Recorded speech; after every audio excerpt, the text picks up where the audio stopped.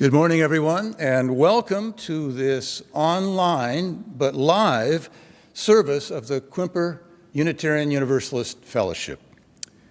Whoever you are, wherever you're from, whomever you love, and whatever your faith tradition, you are welcome here. I'm Bruce Bode. I'm the Minister Emeritus here at the Quimper Fellowship. And let me begin this service by acknowledging that the waters, shorelines, mountains, and valleys that we inhabit are the traditional territories of the Sklallam and Chimicum peoples. We honor our indigenous members and neighbors and vow to help restore and sustain their homelands. As is the tradition in most Unitarian Universalist congregations, our services begin with the lighting of the flaming chalice, and we invite you to light your chalice or candle at home, following these chalice lighting words, which this morning are based on a text from the sixth chapter of the book of Deuteronomy in the Hebrew Scriptures. And I've chosen these words thinking of poems that we have inherited from the past and the poets who birthed them. Poems and poets that sustain our spirits in the present. You are invited to join me saying in unison, "We are ever bound in community. We build on foundations we did not lay. We warm ourselves at fires we did not plant. We sit in the shade of trees we did not plant. We drink from wells we did not dig. We profit from persons we did not know. We light this chalice in thanksgiving for those who have passed their light to us." The opening hymn for today's service is "Morning Has Come." It's being sung by members of our Vaccinated Voices Choir, directed by Pat Rodgers, and accompanied by Helen Lauritzen. You're invited to sing along at home, and the words will appear on the screen. Morning has come, arise and greet the day. Dance with joy and sing a song of gladness.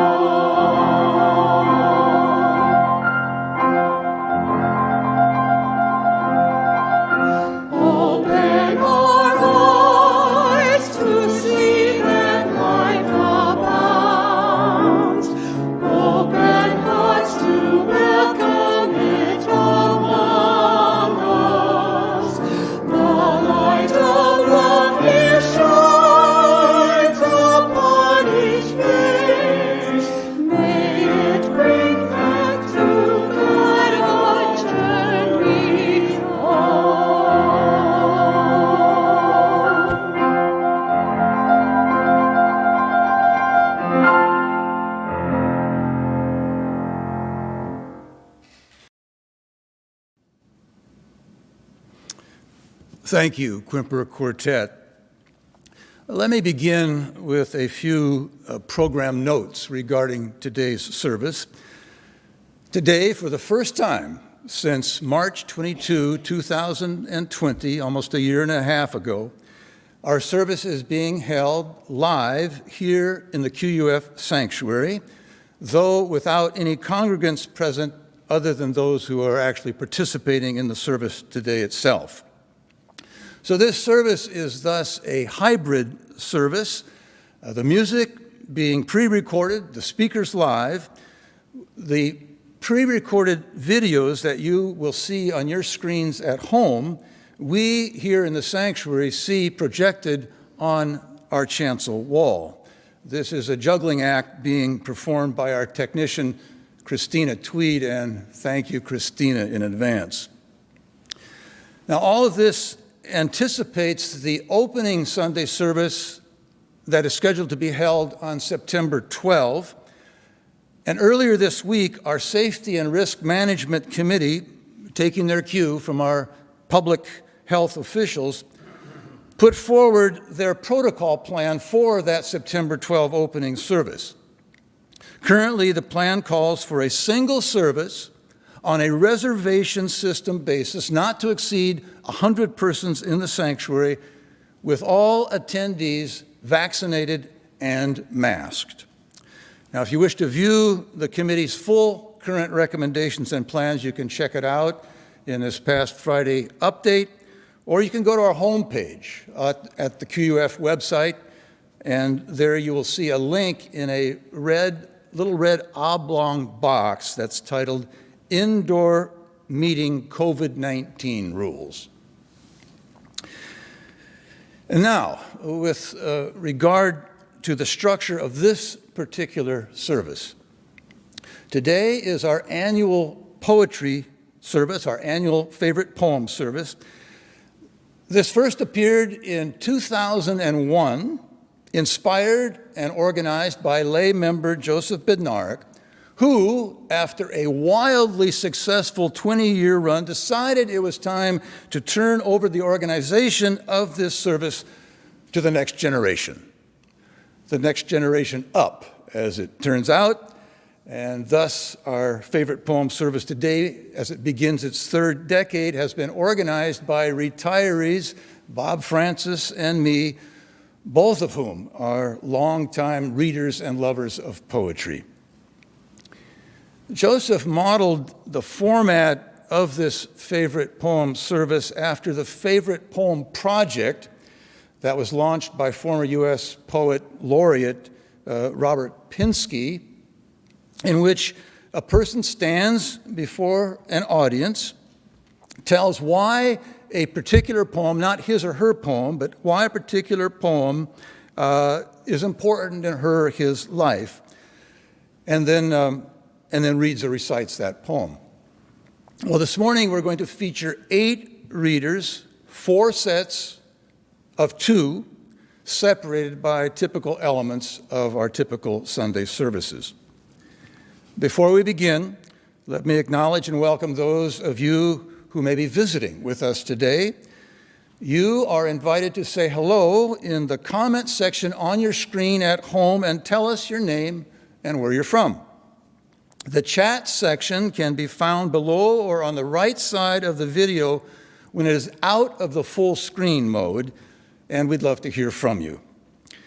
We also hope that you will join us for our virtual coffee hour in our Fellowship Hall Zoom room, and if you don't have that link, it will be posted in the chat section at the end of the service. So, welcome everyone to our first hybrid Sunday service and to our favorite poem service 2021 version.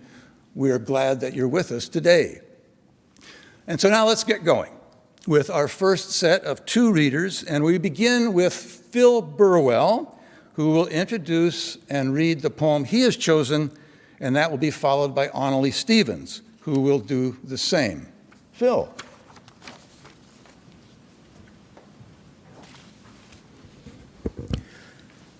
Good morning. My poem today speaks strongly to me of gratitude for things that often go unnoticed. But first, a little background.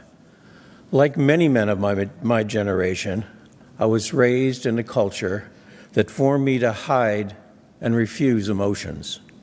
That real men were stoic providers and, of course, never cried. I have lived much of my life within this model.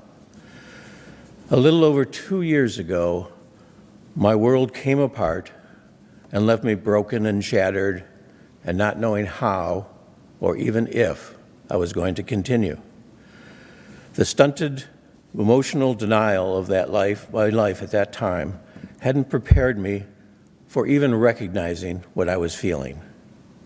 Without perspective, I was lost and very alone. New friends, professionals, and 2 brothers helped me recover and stabilize, but returning to my prior state was both impossible and inadequate.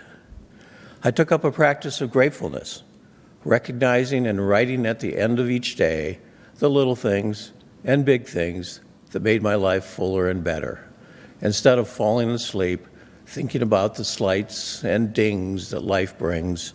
I found myself going to sleep, delighted with the small joys of life.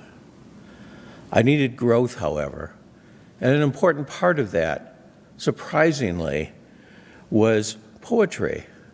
In poetry, I found an incredible richness. In poetry, I found unexpected and powerful connections to my inside self, to those around me, and to the world I inhabited. I found threads, strings, ropes, and cables holding me and pulling me forward into this rich and beautiful world. I discovered, of course, Mary Oliver, David White, Billy Collins, Wendell Berry, John O'Donohue. I also discovered intense connections in Moya Cannon, Sean Dunn, Evan Boland, and so many more. What's more, with new friends who also took pleasure in poetry, we went exploring together. Now, I have a few poems pinned to the wall beside me as I wrote this. I refer to them often. This poem is a simple one by Mary Oliver, short, well-known, and well-loved. I take great pleasure in reading it aloud to myself. It's Why I Wake Early by Mary Oliver.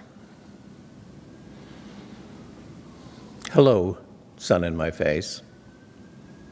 Hello, you who make the morning and spread it over the fields and into the faces of tulips and the nodding morning glories and into the windows of even the miserable and the crotchety.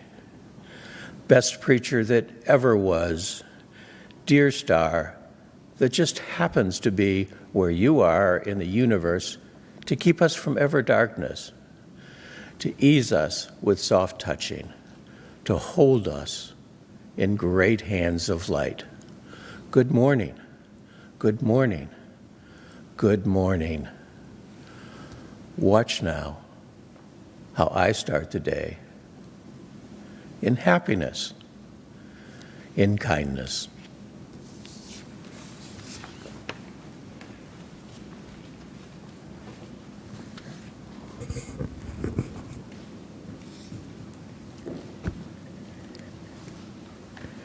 Good morning, everyone. It's great to see you all.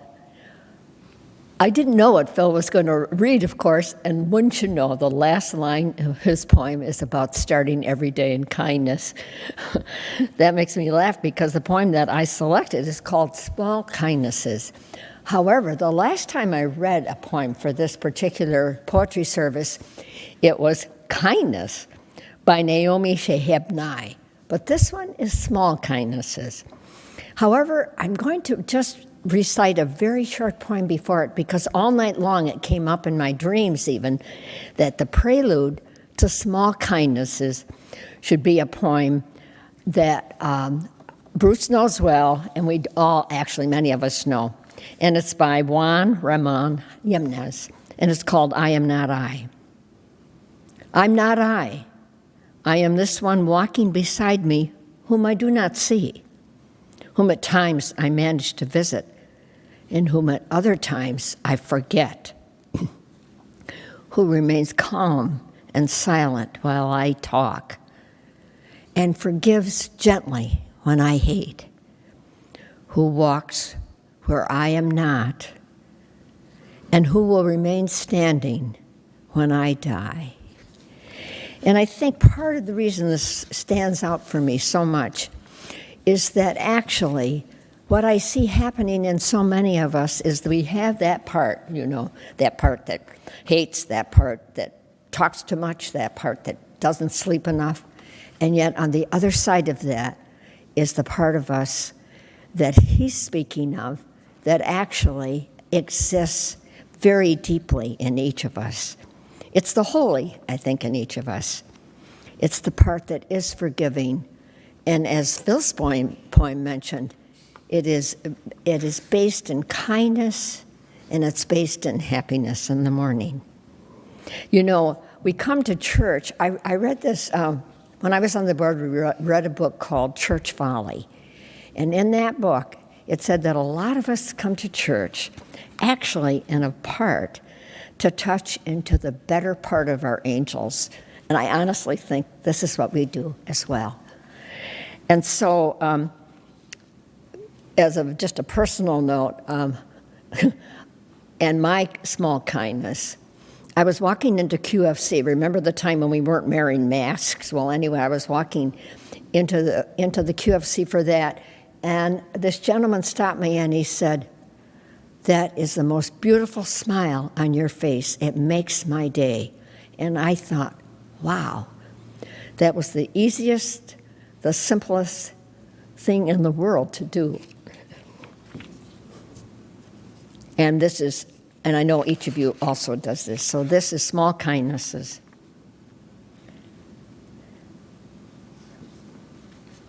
I've been thinking about the way when you walk down a crowded aisle, people pull in their legs to let you by. Or how strangers say, "Bless you," when someone sneezes. A leftover from the bubonic plague. Don't die, we're saying. And sometimes, when you spill lemons from your grocery bag, someone else will help you pick them up. Mostly, we don't want to harm one another. We want to be handed our cup of coffee hot and to say thank you to the person who is handing it, to smile at them and to have them smile back, for the waitress to call us honey when she sets down the bowl of clam chowder, and for the driver in the red pickup truck to let us pass. We have so little of each other now, so far from tribe and fire. Only these brief moments of exchange. What if they are the true dwelling of the holy, these fleeting temples we make together when we say, "Here, have my seat. Go ahead, you first. I like your hat." And I know that this is a part of each of us, each of you, everybody in our fellowship, both has the givings and the receivings of these small kindnesses. It doesn't take much, does it?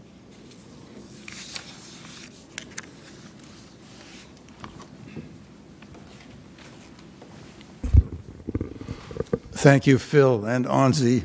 You've gotten us off to a really wonderful start. Well, now it's time for our offering, which today will go towards the staffing, building, and the online programming here at QUF.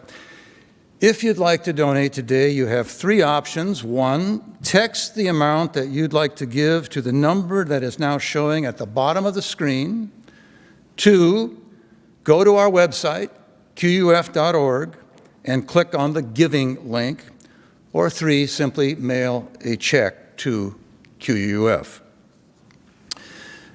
As the offering is being received, our offertory music will be the first of two piano pieces with the same title, Songs Without Words, Duet. This first piece is by the Romantic composer Felix Mendelssohn, who between 1829 and 1845 composed 8 sets of songs without words, each set consisting of 6 different pieces. The duet that you will now hear, played by Helen Lauritzen, is primarily a conversation between two melodies of higher and lower pitch. Later in the service, Bob Francis will play a second piano piece with the same title, but this will be by jazz composer Fred Hersch. But first, Mendelssohn's Song Without Words, played by Helen Lauritzen, as our offering is being received.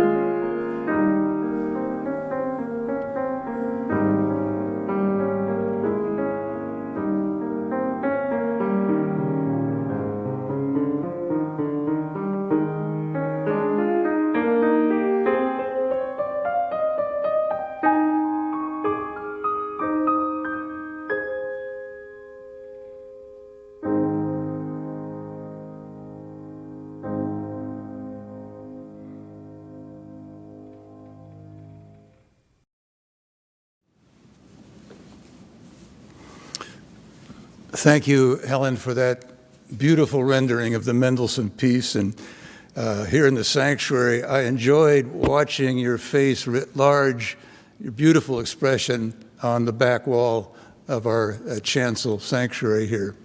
Thank you. Well, we turn now to our second set of two readers, each of whom will introduce their chosen poem. First, Amy Johnson, whose poem and introduction has been pre-recorded, followed by Nan Toby Terrell, who is here in the sanctuary. And so, Christina, could you please put Amy's recording up at this time? In 2019, I became a mom to a beautiful little girl, and my world changed. In the early newborn days, I barely found time to shower, let alone read or write poetry. For pleasure, of course. Suddenly, my world was diapers, spit-ups, tears, both hers and mine, toys and books like The Hungry Caterpillar and Fat Cat on a Mat. When I came across the children's book poem Puddles by Jonathan London, it was like the old me, buried deep under one of those said diapers, sprang to life again. The dramatic, poetic verse called to me in remembrance of who I was, and it soon became one of my favorite books to read to her. Seeing the joy on her face, enraptured by the words, was all I needed to fill my own spirit. To me, the poem encapsulates the unbridled joy and innocence of childhood puddle jumping. I love watching her do the same during our neighborhood walks as she takes the experience into her whole being, frogs, worms, mud, and all. I hope you enjoy this poem as much as I do. Puddles by Jonathan London. All night, the slash of rain and the flash of lightning and the kaboom of thunder rattling the house and all the windows. We cuddle between fright and glee and want it to stop and never stop. In the morning it does, like a curtain rising on a new day, a day of brightness and blue, a sky wiped clean of the last cloud. We walk outside to the sweet chatter of birds filling the trees and breathe deep the clear air. Watch out for puddles, Mama hollers. Don't get wet. Needles glisten. Listen, the drip, drip, drip from the eaves and the leaves. Look, the sparkle of a million suns in a million drops. We follow baby rivers trickling and snaking down ditches into fields. Puddles, big ones, little ones, long ones, skinny ones, pieces of sky on the ground. It's time to puddle jump. Splash, splash, splash. Mud sucks at our boots. We kneel and watch worms squirm and stretch and leave tiny trails in the muck like sloppy writing. They're learning the ABCs of weather, of rain and sun and mud. Then we slog down through wet grass toward the pond and what lives there, celebrating all the new water and new life. At the pond, it's time for the frogs to play, and we want to play with them. Leap, frog, leap. Leap, frog, leap. Hop, flop, plop. Birds flap from the trees, and we think the trees are applauding. We bow, then say, bye, frogs, and turn toward home. Puddles, big ones, little ones, long ones, skinny ones, pieces of sky on the ground. It's time to puddle jump again. We can hit every puddle from the pond to the meadow. Splash, splash, splash. We slog through wet grass and suck mud with our boots. Skip beneath leaves and eaves. Drip, drip, drip. And drip in the doorway shouting, we're home. You're wet, Mama hollers. On a morning after rain, it's time to soak in a hot bath, wiggle dry in a warm towel, get dressed and drink hot chocolate, then run outside again to puddle jump. Splash, splash, splash.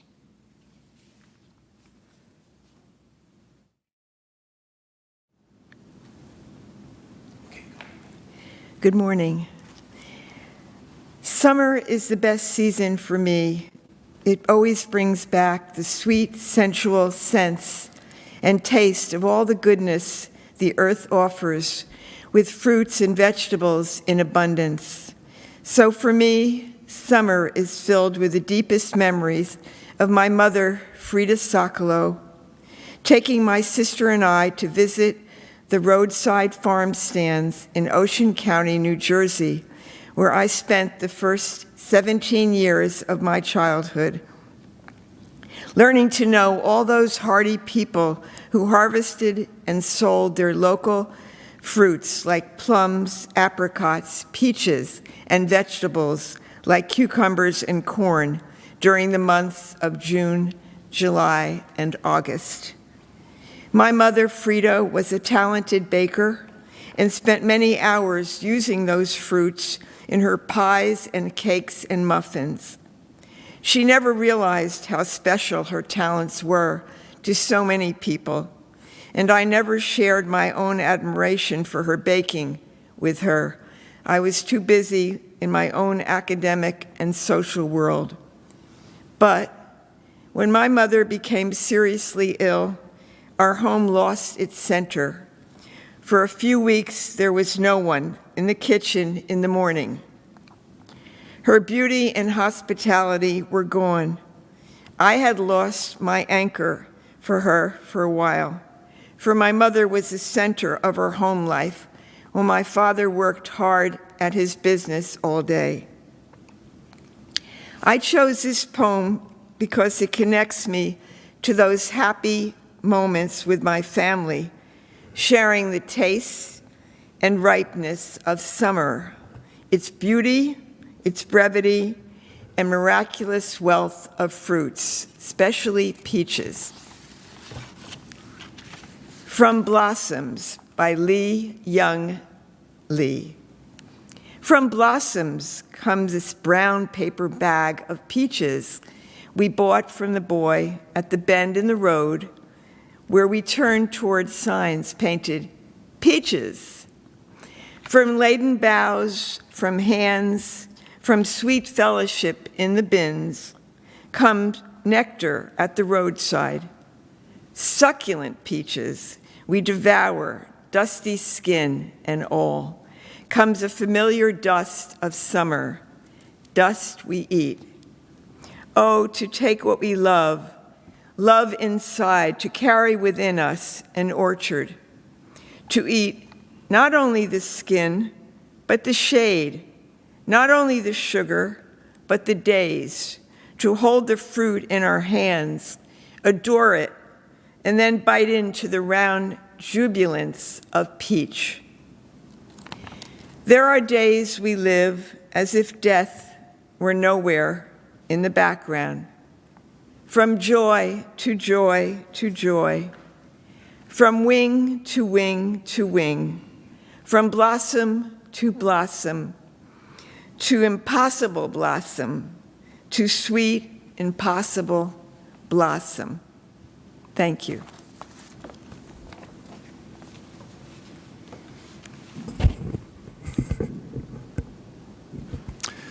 And thank you, Amy and Nan. Beautifully done. We come now to that part of the service named Joys and Sorrows, in which we bring forward some of the individual joys and sorrows in this religious community. But we preface this part of the service by recognizing that our personal and individual joys and sorrows are but a fragment of the joys and sorrows of the larger community of life. And the part of that larger community of joys and sorrows that I would bring to consciousness this morning, and there are, of course, so many possibilities, Afghanistan and Haiti. But again, what I would bring forward this morning is the anxiety, fear, and tension in relation to the ongoing and increasing spread of the Delta virus in our human societies worldwide. And so we will place this first stone both to acknowledge the disheartening aspect of this ongoing pandemic, and in so doing to bring us together in sharing the burden of suffering and sorrow that is wound in to the nature of reality.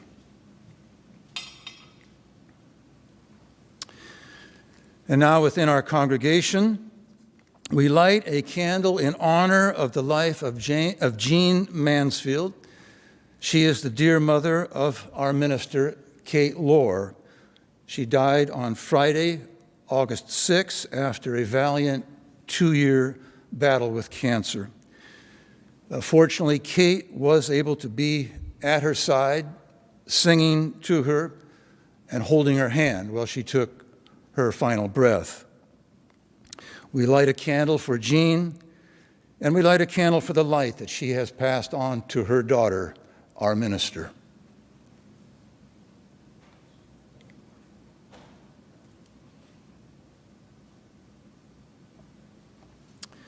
We light a candle of joy for Flossie Bode, who celebrated her last chemo infusion a week ago Wednesday after 3 months of treatments. Her prospects look excellent, and she will be temporarily continuing on a maintenance drug designed to stop the growth of any cancer cells that may still be lurking. Flossie writes that, quote, she is very much looking forward to a somewhat more normal life and wishes to thank everyone who has supported her and her husband in so many different ways during this crisis. She says, your love and support carried me through and meant the world to me.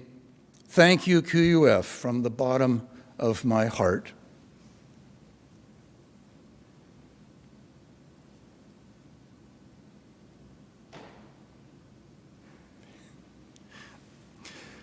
We have 4 birthdays to recognize. First, we light a candle of joy for Jane Albee, who celebrated her birthday last Sunday, August 8. Happy birthday, Jane. And a birthday candle for Nancy Richards. Her birthday was on August 10. Happy birthday, Nancy.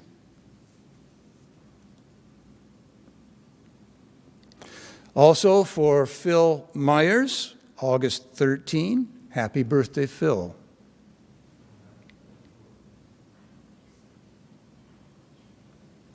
And a 4th for Gary Forbes, who celebrated his birthday last Sunday, August 8. Happy birthday, Gary. And Karen Forbes, Gary's wife, also wishes us to light a candle for their daughter, Claire Forbes, and her opportunity to attend Washington State University's veterinary college. The family moved Claire to Pullman this past week, and they hope for a smooth transition and a safe, happy, positive, and exciting experience for her. Congratulations, Claire and the Forbes family. And now we place a final stone, holding in our hearts the joys and sorrows that have just been shared, but also thinking of those joys and sorrows among us that are unexpressed, but of no less importance. I invite you now into a time of silence that will be followed by a musical response.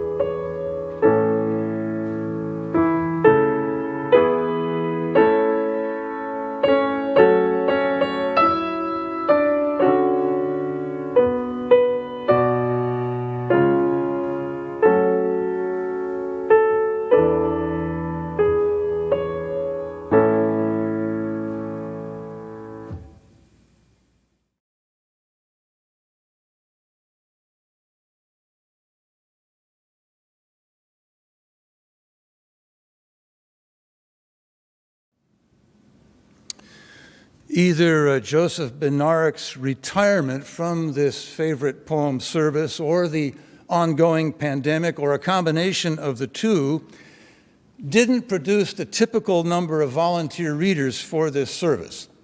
So both Bob Francis and I, the organizers, are stepping into this third slot of readers. And as it happens, both of us have chosen poems that relate to our personal situation, as both of our life partners have recently struggled with ovarian cancer.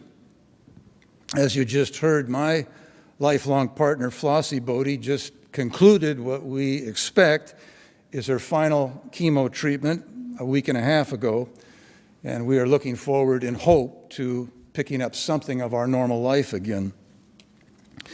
Bob, on the other hand, suffered the loss of his dear Kathy a year and a half ago, after she and they lived with ovarian cancer for several years. As it happens, both of our spouses had the same wonderful oncologist here in Port Townsend, Dr. Ann Murphy by name.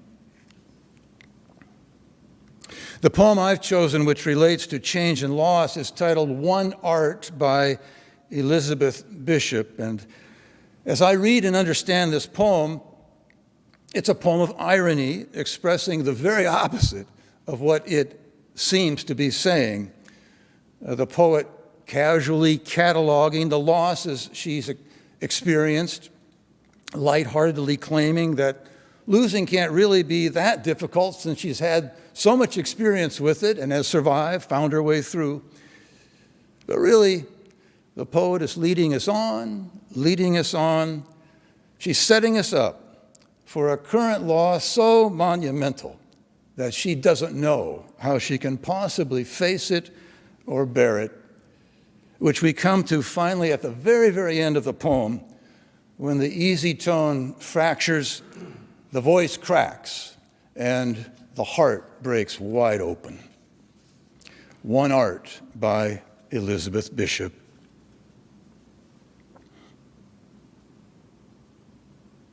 The art of losing isn't hard to master. So many things seem filled with the intent to be lost that their loss is no disaster.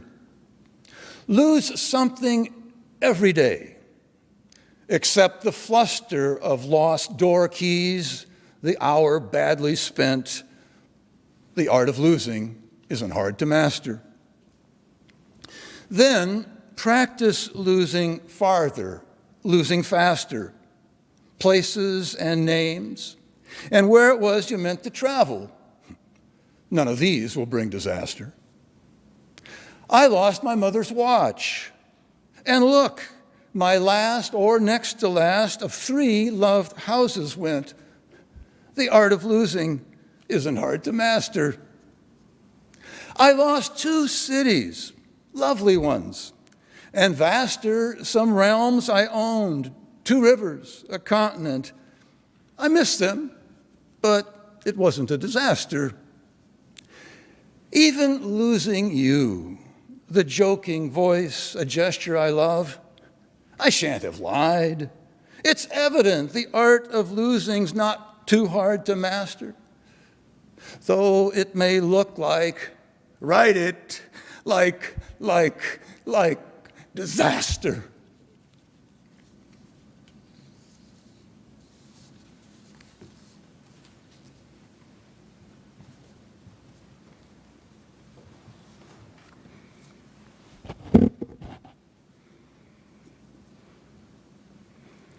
Several years ago, my dear friend Oscar Lind subscribed to Garrison Keillor's Writer's Almanac for me. Each day of the year, Keillor reads a short, easy-to-understand poem, and most mornings of the year, I listen. I think what draws me to Keillor's Almanac is that he has always had a focus on poets of the Great Plains. This makes sense since he was raised and still lives in Minnesota. In my experience, there is a gentle, clear wisdom to poets who reside in the wide open spaces of America. Well, one morning about a year after Kathy passed, I turned on the radio, and seemingly out of nowhere came this short bullet of a poem that pierced me to the quick. And it's been lodged in my soul ever since. Each morning, after a short list of poets and other writers who were born on that day, Keeler's voice changes in tone, gets a little higher and softer, almost a high whisper. And he says, here's a poem by Joyce Sutpen entitled, My Father Dying. It was hard work, dying, harder than anything he'd ever done. Whatever brutal, bruising, back-breaking chore he'd forced himself to endure, it was nothing compared to this. And it took so long. When would the job be over? Who would call him home for supper? And it was hard for us, his children. All of our lives we'd heard my mother telling us to go out, help your father, but this was work we could not do.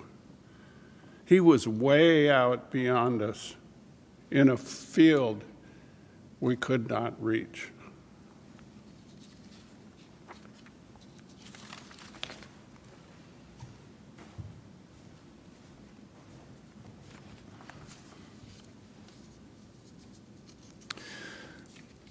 Earlier in the service for our offertory music, Helen Lauritzen played a selection from Felix Mendelssohn's works titled Songs Without Words Duet that was composed in the mid-1800s. A century and a half later, in the 1990s, a jazz composer, Fred Hersch, picked up Mendelssohn's notion of the duet and composed a challenging cycle of 6 songs described as, quote, Hersch with all the stops out. Fred Hersch sent his musical notations to Bob Francis, who will now play one of Hersch's pieces. And you note I used the word challenging in characterizing this duet.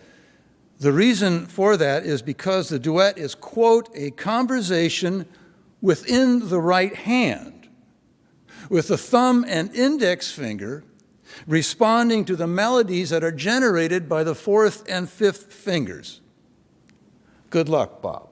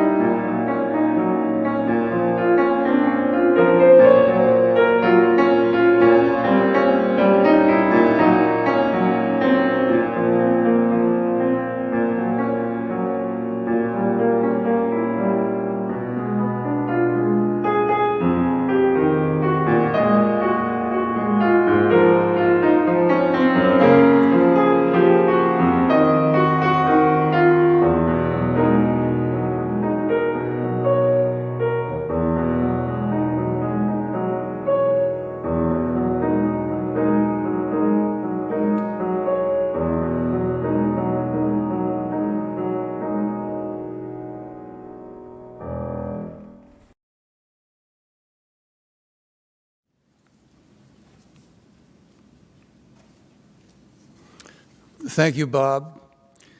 I'm not sure I understood the conversation within the right hand, but I surely did enjoy the music, and I enjoyed the concentration on your face as you played it. Well, now let me introduce our fourth and final set of two readers. They are Mike McLean and Alice Clive, who will in turn introduce and read their chosen poems. Mike.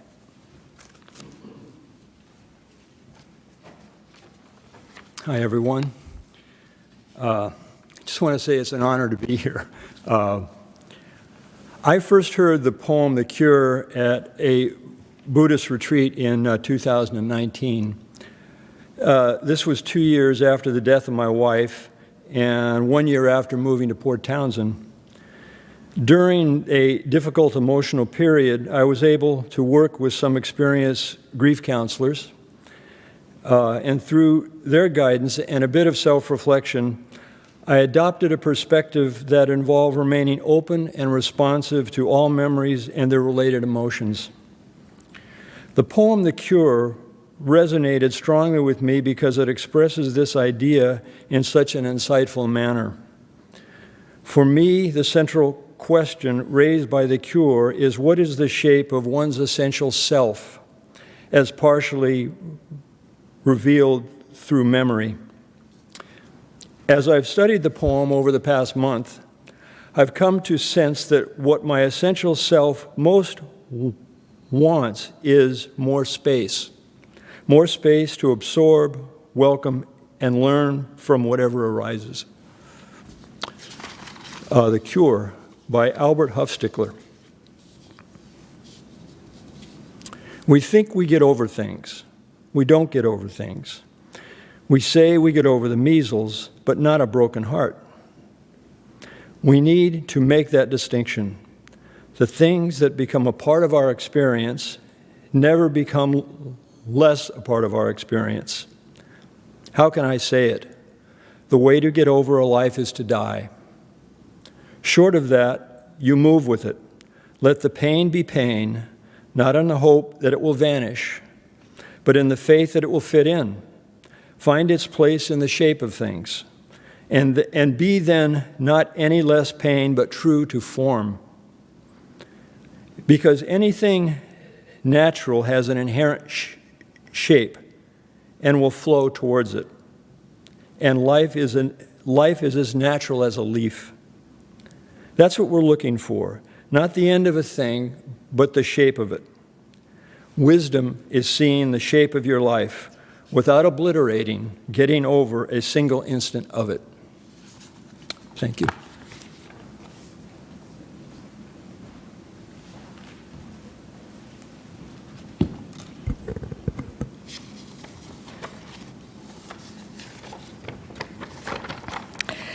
It has been almost a year and a half now since we went from normal everyday life to a global pandemic lockdown, seemingly overnight.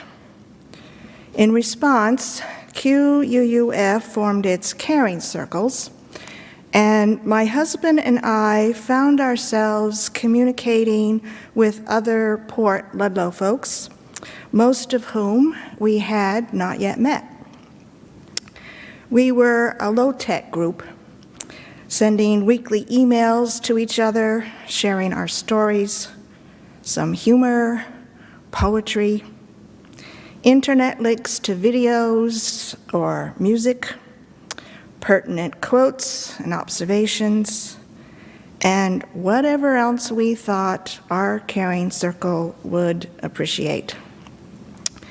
We wrote each other about how we felt about what was going on in the world.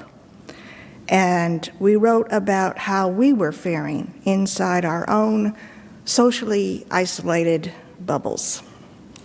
In this way, we came to know each other at a time when it was hard to feel any sense of togetherness or connectedness. But we were all part of the same faith community known as QUUF. The poem I'm about to read is one that I shared with our caring circle. For me, this poem points to wisdoms that are perhaps more clearly discerned when times are tough, like how it is indeed possible to be together despite not being in the same room. It doesn't necessarily take a building to build a sense of community. Perhaps it only takes human hearts willing to be open to one another. So here it is in Troubled Times by Stephen M. Schick.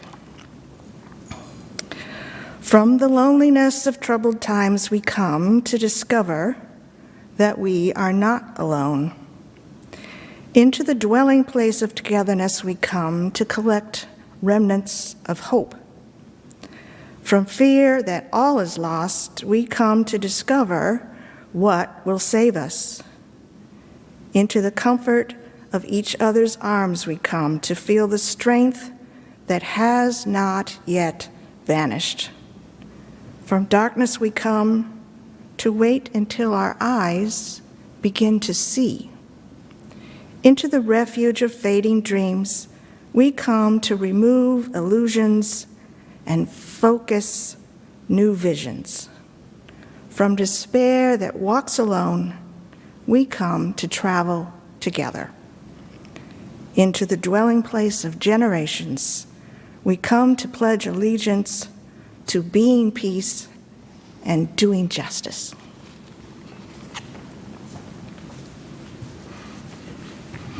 Thank you, Mike and Alice, and thank you to all the readers for the time and seriousness and beauty with which you read your pieces. Thank you. I also want to thank the musicians who are not here, the technicians in the back who are Christina Tweed and Doug Rodgers. And I want to thank all of you at home for tuning in to today's favorite poem service. Our closing hymn from our Singing the Living Tradition hymnal is titled For All That Is Our Life. Again, it's sung by members of our Vaccinated Voices Choir, directed this Sunday by Pat Rodgers, accompanied by Helen Lauritzen. You're invited to sing along at home as the words will appear on the screen. For all that is alive, we sing our thanks and praise. For all life is a gift, which we are called to use to build the common good and make our own days glad. For needs which others share, for services we give, for work and its rewards, for hours of rest and love, we come with praise and thanks. For all that is our life, for sorrow we must bear, for service that's been lost, for each new thing we learn, for fearful hours that pass, we come with praise and thanks. For all that is our life, for all that is our life, we sing our thanks and praise. For all life is a gift, which we are called to use to build the common good and make our own days glad.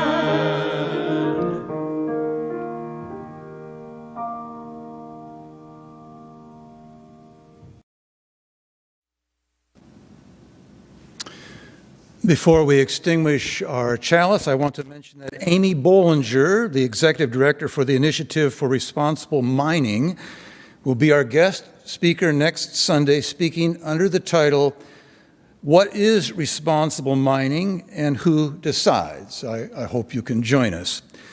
And now let us join our voices in our customary chalice extinguishing words, saying together, "We extinguish this flame, but not the light of truth, the warmth of community, the fire of commitment, or the power of transformation. These we carry in our hearts until we are together again." And now you are invited to our virtual coffee hour. What you can expect is to be placed in a Zoom room with one of our coffee hour hosts who will facilitate personal check-ins as well as reflection questions on today's service. Neither Bob nor I will be there to join you since we are here. As the local saying goes, we're all here because we're not all there. But you who are all there can join in the coffee hour and have a fine time. First, however, let us turn our attention to Al Thompson and Helen Lauritzen, who play our postlude that is titled Chartreuse.